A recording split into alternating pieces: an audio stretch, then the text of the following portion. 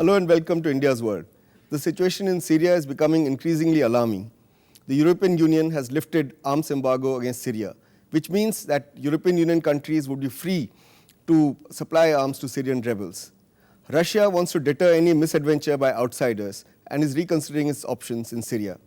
In the US, nobody wants the US troops to get involved in another war in West Asia. Yet at the same time, President Barack Obama is under pressure to remove President Bashar al-Assad's regime. Meanwhile, there are attempts by Russia and US to start peace talks again, called Geneva 2. These talks will be held over the next couple of weeks. Meanwhile, the war in Syria, the civil war, keeps raging, and one doesn't know where Syria is headed. Will Syria survive as a country? Will it break up into many parts? Will outside forces get involved? Will they redraw the map of West Asia? To answer all these questions, I have with me a very distinguished panel. I have Ambassador Salman Haider, India's former Foreign Secretary and a renowned diplomat. We have Professor A.K. Ramakrishnan. He's the chairman of Center for West Asian Studies, JNU, expert on the region. And we have Dr. Awwad of the Syrian Arab News Agency. He's the chief of bureau based in Delhi. You've been in Delhi for a long time. You know that region as well as India very well. Welcome all of you to the show. Let me begin with you, Ambassador Haider. Is the situation in Syria hurtling towards a more intensified military conflict? It could be. Unfortunately, one can't exclude that possibility. Peace moves are taking place. As you mentioned, talks are expected in the next couple of weeks. And in fact, when it was agreed some short while ago that Russia and America would be able to come together in some discussions, it was regarded as a hopeful sign. In fact, that seems to me to be the only hopeful sign at the moment, because the situation on the ground seems to be progressively deteriorating. Professor Ramakrishnan, let's go back a bit. This conflict actually arose out of the Arab Spring. How did it degenerate into a complete military anarchy? It's called a civil war, but there's hardly anything civil about it. Mm-hmm. And there are outsiders fighting there. Jihadis even from Europe are fighting there. Mm-hmm. Did this happen because of a spontaneous outrage against the Assad regime, or was it precipitated by outside forces? At the very beginning, there was some spontaneous thing. Yeah. But immediately after that, it was hijacked by several forces, particularly regional actors, Qatar, Saudi Arabia, Turkey. And then on the government side, there was support coming from Iran and the international players, Russia involved, the EU, the United States. So if there was a kind of beginning of the challenge to the system for more democratization, that is not the question now which is in front of us. The question is now the kind of muddle in which Syria is placed, and this the whole attempt by several actors on a kind of self-destruction spree, which is alarming actually, both for the people of Syria and for the region and the international community. And therefore the question that has to be addressed is, what is the way out? And the way out seems to be, all the more complicated because of these several factors involved in it. Yes, we'll discuss that further in this discussion. Dr. Awwad, it seems to me that there are three different kind of conflicts going on in Syria. One is an internal conflict, which has increasingly become sectarian between the Alawite Shias and the Sunnis and the others. The second is a regional conflict, where the regional actors are involved. That is, as Professor Ramakrishnan said, there's Turkey, there's Saudi Arabia, there's Qatar, the Gulf Coordination Council countries, and Libya and Egypt. And on the other side is the Shia regime of Iran, the Shias of Iraq and Lebanon. And the third conflict is an international one, NATO and Israel on one side intervening in it. On the other hand, broadly what you might describe the Shanghai Cooperation Council countries, Russia, China, Central Asian countries, and with Iran as an observer. Now, is this reading of the situation correct? I think to a large extent, yes, because it is a proxy war fought by the superpowers inside Syria. In fact, it is a Cold War setting, but now it is an offsetting of the Third World War. Whatever is the outcome of the Syrian conflict will reshape the Middle East and North African state, which the American and the Israelis have been prolongedly preaching about the new order of the North African and Middle Eastern countries. And they've been trying to reshape it in the disintegration, because you remember the Sykes-Picot First, which has divided the Arab world after the Second World War. It was not suitable for the Americans, so they have got used to the remnant of the colonists, the French and the British, who have trying now to reshape the Arab world on the ethnic and on the religious line. Having said that, Syria situation, yes, they have been affected by the Arab Spring, or I can call it the NATO Spring. In fact, it wasn't an Arab Spring, it is an Islamic tsunami.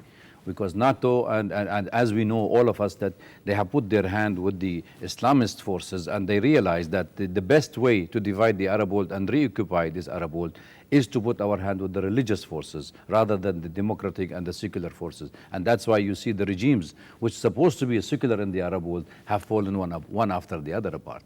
And those autocratic regime, and I'm surprised that those regimes who are breaching for democracy, they don't have even constitution in their own country, yet the world is accepting them. Name them. Saudi Arabia, Qatar, they are the one who is funding the money. You fund the money, you fund the jihadists, you get every revolution. Yeah. So they're creating a revolution out of nothing. Yeah. The Syrian people had a genuine demand for a change in the society, a genuine demand for social, economical and political reforms within the government. But that's been hijacked. They've been hijacked from the beginning. Now, Ambassador Haider, this redrawing of the map of West Asia, now what kind of blueprint is this, where you remove secular but militarized regimes and replace them with Sunni and militarized regimes? What sense does it make? Well, I don't really know what the aim is in this.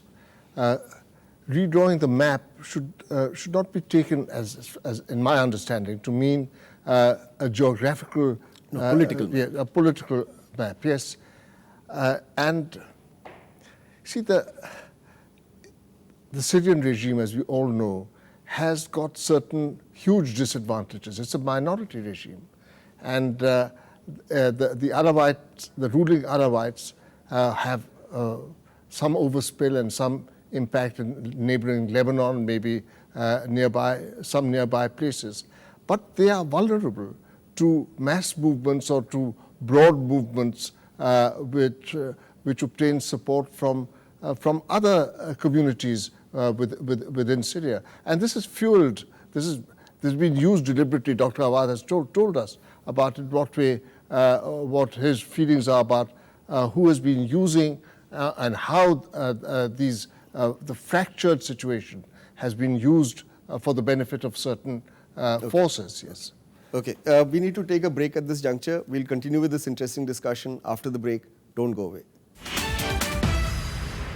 Welcome back. We're discussing the alarming situation in Syria and its consequences. Dr. Awwad, is the conflict in Syria really sectarian between 12% Alawite Shias and the rest? I think this is the notion is wrongly been understood by many, because in the Syrian, if you look at the Syrian composition of the society, it is a multi-ethnic groups of society. Yes, we have the army of Syria, which is constitute of 90% of the majorities inside the army, which are strongly behind the president. The people of Syria in the beginning of the war, yes, they were supporting the changes, supporting the unrest and supporting the opposition. But when they realize that these are being taken by these forces, they have come back to the president. So therefore, if you see day before yesterday, Christians was killed next to the mosque in Syria protecting the mosque. And you could see people fighting even from Hezbollah in Al-Qaeda. So it's not a Shia and Sunni. It's not. They are trying to give it because they know the target is Iran and Lebanon, and Syria is the first hurdle to remove the resistance forces. Okay, now let's talk about outside support both to the regime and to the rebels.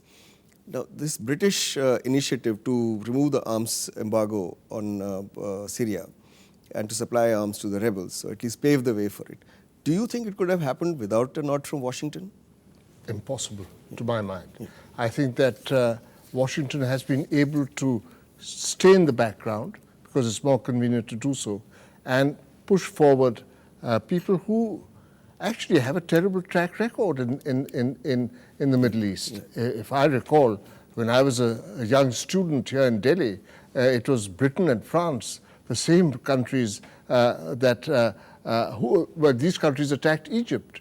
And we were all out in the streets because it was a moment of great indignation. And it seemed that phase of these European countries dictating or controlling events in this region was over, but they're back. Back as cat's paw of America. Yes. Professor Ramakrishnan, take another incident. Is it merely a coincidence that while EU was withdrawing the arms embargo, a US Senator, John McCain, walks in illegally into Syria from the Turkish border without a visa? And I'm sure, senators are not expected to cross and dishonor people's sovereignty like this. And he walks in with General Salim Idris of the Free Syrian Army and then gives a press conference after that. Would you say that he's a latter-day Charlie Wilson? You would have read Charlie Wilson's War in Afghanistan. That's what Charlie Wilson was doing in Afghanistan, getting people to arm Afghan rebels against the Soviets. And now you have another senator sort of walking into his footsteps, and maybe we'll see a movie about him also. So what's going on? At the general level in international politics, the nation-state sovereignty logic is being threatened in a very big manner by the United States and Afghanistan, Iraq, Libya, and now Syria. It's an ongoing process to unsettle some of the established notions of international politics. And we are worried about nation-state sovereignty. Yeah, but could this have been done without the connivance of the US intelligence agencies? Charlie Wilson, by the way, I don't want to go on about Charlie Wilson, but he was honored by the CIA as an honorary colleague later on. The Mullah John McCain should have been taken under the Patriot Act in the United States. You are meeting a terrorist, you are meeting Al-Qaeda, and still you are able to... And then the White House saying we knew about his visit. This is surprising. And the American support to the British initiative and the EU withdrawing the restrictions on supplying arms to the Syrian rebels, it's openly stated by the Americans that we are ready to do that in McCain's visit. And Kerry also yesterday made that very clear, that the Geneva process, before that we have to have the balance of power intact. And Israel was the most important concern that he was placing before the international community, not about Syria. What will happen if Syria supplies the missiles to Israel? So he was worried a whole lot about the Syrian condition because of the American support. Dr. Awwad, do you think the US is following a two-track strategy on Syria? One is promote a intra-Syria dialogue, which is, let me finish. And the second is actually prepare for a military involvement without probably being putting boots on the ground. Well, and therefore you have no-fly zone preparations and so on and so forth. In effect then, is the US preparing already for the failure of Geneva II? Otherwise, why would you ask Pentagon to prepare for no-fly zones? The problem is the American and the West involvement in Syria has not been after lifting of the sanction. In fact, they have already been supplying arms to the rebels. They have been already getting the payment from Qatar and Saudi Arabia. And this is nothing to hide. They have got $288 billion from Libya war. So it is the best war you win is the war you don't lose a bullet and you don't lose you don't pay a penny. So if you have some of those lunatic Arab countries who are willing to pay your bills, so fair enough, then you don't let them fight each other. So the American have been playing the Israeli-centric policy in the region. This is, to be honest, let us put it on the ground. Yangon Plan 1982 was speaking of the strategy of Israel in the region, and it is already published in Israeli's paper. It's not from my side. He said the best way to rule these Arab countries and to have the hegemony of Israel is to divide those countries. And whatever you see now is written 30 years ago by Israelis' intelligence. Americans have been following, unfortunately, the Israelis' foreign policy in the region. And that is what Shimon Peres himself said it in his book, that we could change the United States perception and thinking in 1967 war. And it is in his book. Salman, see, while all this is going on, while Geneva peace talks will be held, the US is also conducting a military exercise with Jordan, with 18 Arab countries participating. Some 15,000 troops will participate in this exercise in the region. It's called Eagle Lion. Eager for what, God alone knows. But there have been some suggestions that after the exercise, these US military assets would be left in the region, and that they would be used, F-16s and others, they would be used to implement the no-fly zone. So is US actually preparing for a major military involvement in the region? Because that's what every indicator is that it is. Well, frankly, I regard that as unlikely. Yeah. I think that it seems to me they may wish it. So many people within the USA may wish to impose a no-fly zone and have a more active involvement at the military level. But it would raise all kinds of scares within America itself of further involvement. As it is, there are so many engagements of an intractable nature next door in Iraq. What's happening in Afghanistan has put the American public off military adventures abroad. So they may want, some people, I don't know who, may want to see a no-fly zone without actually doing it themselves. You mentioned equipment and so on, but that equipment won't work without the kind of directing. So it could be just a positioning, Positioning could be, yes. But improving a bargaining position in yes, Geneva and let's elsewhere. not forget that we've been hearing for years now that in this, not only in this situation, but with Iran, which is very much an element to this, that all options are on the table. Okay. So we don't know in which direction these options might be. All right. At this point, we need to take a break again. We'll continue with this interesting discussion after the break. Don't go away. Welcome back. We are discussing the unfolding civil war in Syria. Professor Ramakrishnan, let me ask you this. Can the initiative of the US and Russia in trying to organize these Geneva peace talks result in a political settlement? What are the realistic prospects of that? Well, initially one has to see whether those talks will really be, happening on substantial issues. The build-up, arms embargo being lifted on the one side, and Russia was promised for assistance to Syria. All this seems to be building up and making all sides well equipped to deal with. Although the EU thing, people say that it's only a theoretical lifting of the embargo. Right. There are It's divisions already, within Europe on that. Right, and also the opposition in Syria and outside Syria, and between the outside forces and inside forces, there's a rift, clear rift. And therefore, who will represent the Syrian opposition forces in itself is a contentious issue. Can you go with the precondition that Assad regime must go? That you're saying that this should be one of the results of the negotiation. Now, how can you enter a negotiation by already deciding what the result should be? And that is one of the points of disagreement between some of the Syrian opposition groups within and most of the groups outside. Yeah. And therefore, you can have a large number of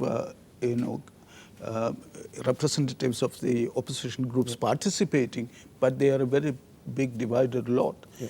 And therefore, the question of the future of Syrian politics in itself is becoming much more muddled, and it requires a great deal of effort. Salman, how would Russia react to all this? Because the Russian defense minister has said that Russia would re-examine its options. I'd like to quote him. He says, every decision has two sides. If one side lifts restrictions, he's referring to EU lifting the embargo, the other may consider itself free from observing earlier commitments. And Russia and Syria have two agreements, one of 2010 on weapons supply, and there's a wish list of March 2011. And nobody outside of Moscow or Damascus knows what's on the wish list. So could it become a way of supplying whatever the Syrian regime needs, depending upon the exigencies of circumstances? And therefore, Russia gets more and more involved militarily in Syria. That's quite likely. Yeah. Russia is not going to just walk away.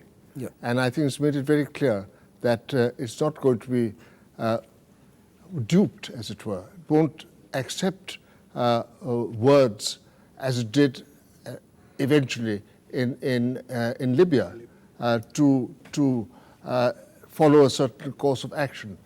Post-Libya and post other aspects of the so-called Arab Spring, I think that Russia perhaps feels that for its own credibility as a factor in this region, as an important state and in the world, that it must dig in and lay down and sort of not permit certain lines to be crossed.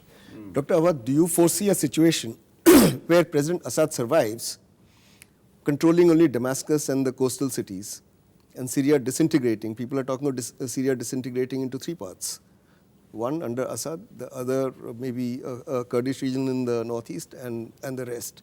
Do you foresee that happening? You know, the thing is, I think I echo what Mr. Salman have said, that the Russians have already made it very clear for the United States, and they have taken the first stand to say no for any military intervention in Syria for two reasons. Because the ultimatum end of the war on Syria is Russia. Their eyes on Russia. Their eyes is on China. Because containment of Russia comes from the Islamic tsunami, which I have named it, from the North African state, including Turkey, which will engulf 9 provinces of minorities, Russian, which will have a problem. Gas pipeline from Qatar through Jordan, through Syria to Europe will also reduce the dependence of Europe on them. Now, to speak of dividing Syria, there is no question, because Syrian people realize the game plan. And that is why the president have a huge support from the public. I can assure you, it is the Al-Qusair operation which worries the world. It is Al-Qusair operation. They knew that 100 mercenaries inside Homs, which have been captured by the Syrian government, which have been eliminated by the Syrian government, will change. Al-Qusair is important because of the link with the... Absolutely. The Lebanon, because we have the extremists coming from Lebanon. Hezbollah have taken action with the Syrian government on this portion. Russia and the United States will define the future after the meeting of Obama and Putin. Okay, we need to wrap up. We're running out of time. So quickly, if all of you tell us, India is opposed to outside interference. It's against violence by either side. But besides mouthing these homilies, what else can India do, and what should it do? Let's begin with you, but quickly, please, because we have very little time. We have to take some more, active, steps, so that at some level there is, pressure put on the parties, particularly when the Geneva talks are coming up, so that our position is made clearer. Okay. Because it has to be more intensely put. Okay, Dr. Awwad, quickly, what are the two things India should do? I think India should stick to the Brics position, non-interference of any country, and stop the arming from the other countries, and let the election be there and bring international observers. Okay, last word to you, I think Salman. this India will have to stick to its principles. We don't want foreign interference, and we must make our position very clear on that. But do nothing more than speaking out. Well, beyond that, to actually intervene in the situation. Not militarily. No, diplomatically. Diplomatically, I think we should be diplomatically active. I think people should learn from the history of Afghanistan. If you don't learn the history of Afghanistan, you're repeating the same mistake in Syria. Okay, we've run out of time. Thank you very much for analyzing the Syrian situation for our viewers. I hope we'll have you here again, and I hope the war in Syria does not escalate and your country does not disintegrate. With that, we come to the end of this program. We'll have another issue for you next week. Till then, goodbye.